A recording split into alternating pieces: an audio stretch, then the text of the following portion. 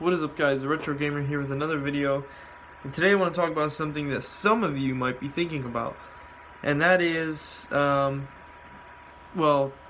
two things. Let's start from the beginning. So you might have heard of this, which is a spinning thing with LEDs on it, only 8, and you can time them within 1 millisecond and turn them on and off, and you can draw shapes or letters.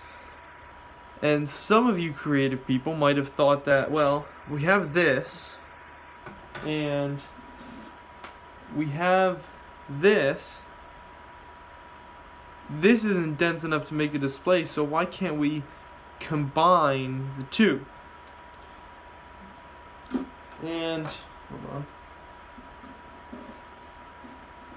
If you did that, you might have got something like this.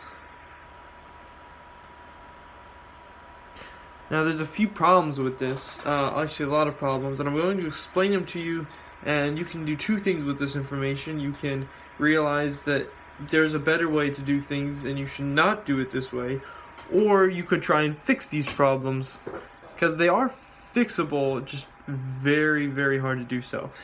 So the big thing is controlling the LEDs in an LED cube. So I can turn on a row here to turn on this one, but if I want to turn on the row above it to turn on this LED, it's going to turn on this LED and it's going to turn on this LED on the row above and below it, because that's how it's wired.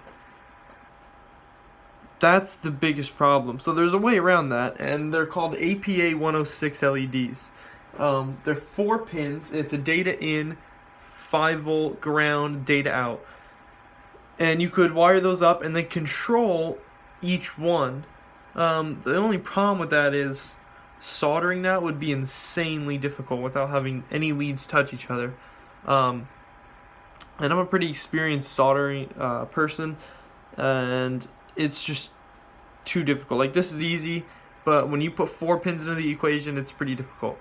The other thing is, when light from this LED shines to, like, glows, it'll hit this LED and make it look like this is glowing. And I'll put the effect in at the end of this video if I remember to. When I lit this whole bottom row, it looked like all 3 rows were lit, because of how it spun.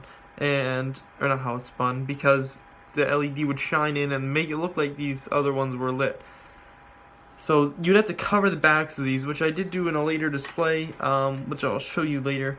But the final thing and the biggest thing is, when you spin this, the density between this LED and the hypothetical next one, or the hypothetical one before it, is half a millimeter within each other, that you can program on and off.